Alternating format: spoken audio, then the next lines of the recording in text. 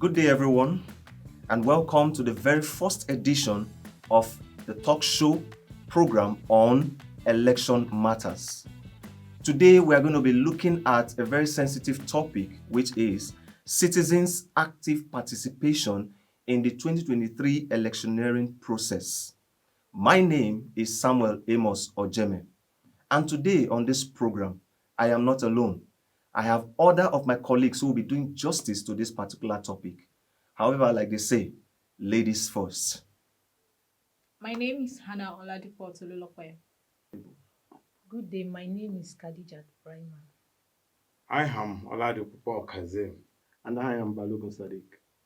This show is all about looking at the level of preparedness of citizens in the forthcoming election as against what obtains in Nigeria, where people would go about, but we have this mindset that they are preparing for the election.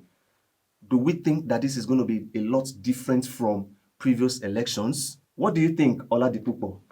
Now, first, I will let us look into the various ways in which people can participate in the electioneering process. First is getting your PVC. Then second is campaigning for your candidate of your choice. Then I think the third one should be you having your opinion against or for a party you support or against your rival party or whatever. Then lastly, I would say getting yourself involved in a way that you contest. Like we're having now, pertaining to contesting, we're having a lot of youths coming out to contest. And some youth that have not been into politics for some time are now getting themselves engaged. We can cite the examples of all these Nollywood actors coming out to participate in elections, shows the level of awareness and the readiness to either change the government or get ourselves involved. We can cite example of Funke Akindele coming out,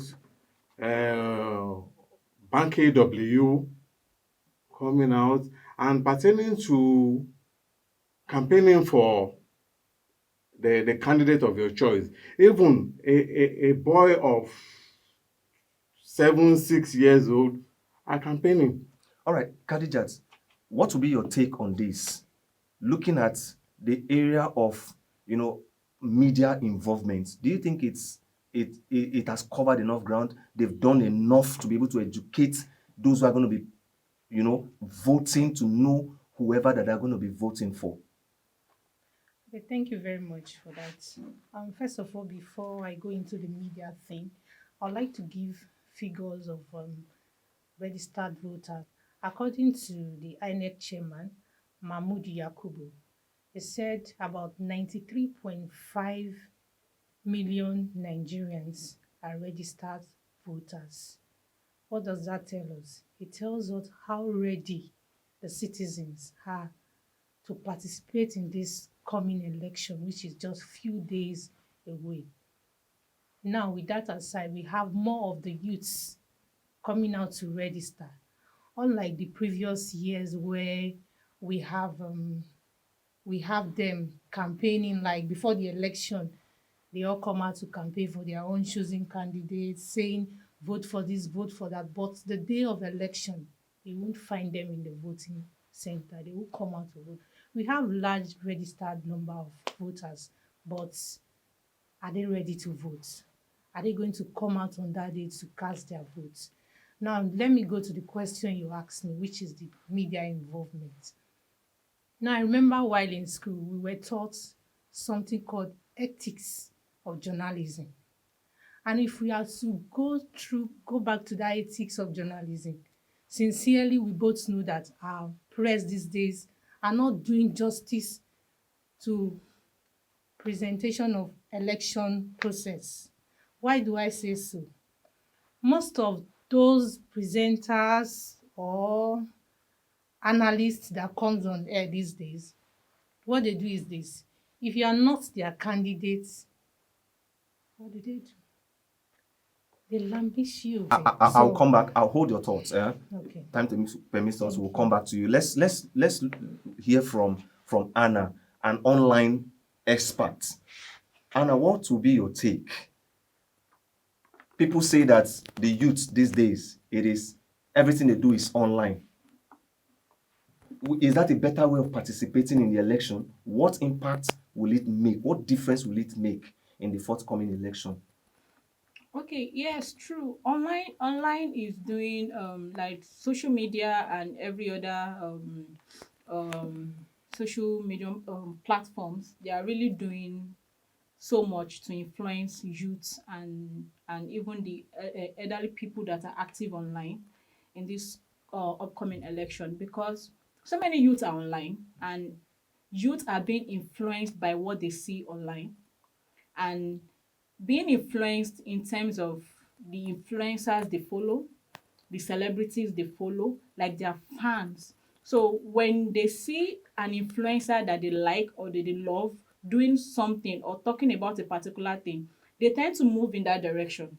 So when an influencer is talking about a particular party or a particular candidate and the person is bringing out so many facts about this person, okay, this party is this party is that, this candidate is good for us, this is the person we want, youth will also want to follow.